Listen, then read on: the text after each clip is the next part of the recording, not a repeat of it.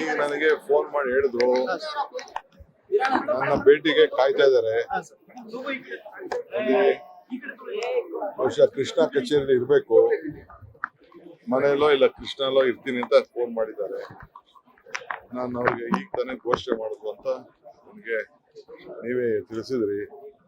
ನನಗೂ ಫೋನ್ ಬಂದಿತ್ತು, ಭೇಟಿ ಮಾಡ್ತೀನಿ. ಸರ್, ಅವ್ರು ಸಚಿವ ಸ್ಥಾನಕ್ಕಲ್ಲ ಶಾಸಕ ಸ್ಥಾನಕ್ಕೂ ರಾಜೀನಾಮೆ ಕೊಡ್ತೀನಿ ಅಂತ ಒಂದು ನಿರ್ಣಯವನ್ನು ಕೈಗೊಂಡಿದ್ದಾರೆ ಸರ್. ಅವರು ಮನಸ್ಸಿಗೆ ಬಹಳ ನೋವಾಗಿದೆ. ಯಾಕೆಂದ್ರೆ ಒಬ್ಬ ನಿರಪರಾಧಿ.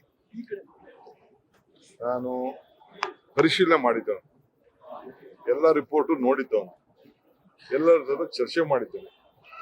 ಸೊ ಅವನ್ನ ಅಪರಾಧಿ ಸ್ಥಾನದಲ್ಲಿ ಸೇರಿ ಈ ರೀತಿ ಒಬ್ಬ ದಲಿತ, ಒಬ್ಬ 4 ಬಾರಿ ಗೆದ್ದಂತ ಬಗ್ಗೆ ಬಿಜೆಪಿಯವರು ನಡ್ಕೊಂಡಂತ ರೀತಿ ಇದೆಯಲ್ಲ, ಅದು ಅವನೊಬ್ಬಂಗೆ ಅಲ್ಲ, ಇಡೀ ಜನತೆಗೆ, ಬಡ ಜನತೆಗೆ ಎಲ್ಲರಿಗೂ ಕೂಡ ಇವತ್ತು ನೋವು ಉಂಟಾಗಿದೆ.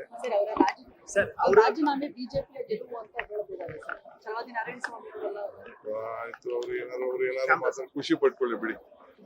ಸರ್, ಪದೇ ಪದೇ ಅವ್ರ ವಿಚಾರವನ್ನ ಪ್ರಸ್ತಾಪ ಮಾಡ್ತಾ ಇದ್ರು. ಬಟ್ ಸರ್ಕಾರ ಮಣಿತಾ ಅಂತ, ವಿಪಕ್ಷಗಳ ಒತ್ತಡಕ್ಕೆ ಸರ್ಕಾರ ಮಣಿತು ಅಂತ. ಸರ್ಕಾರ ಮಣಿದಿಲ್ಲ. ಒಬ್ಬ ಕಾರ್ಯಕರ್ತ, ನಿಷ್ಠಾವಂತ ಒಬ್ಬ ಪಕ್ಷದ ಮುಖಂಡ ಪಕ್ಷಕ್ಕೆ ಮುಜುಗರ ಆಗ್ಬೇಕು ಅಂತ ತೆಗೆದುಕೊಂಡಂತಿರೋ ತೀರ್ಮಾನ. ನ್ಯೂಸ್ ಬೀಟ್ ಫಾಲೋ ಮಾಡಿ, ಸಬ್ಸ್ಕ್ರೈಬ್ ಮಾಡಿ.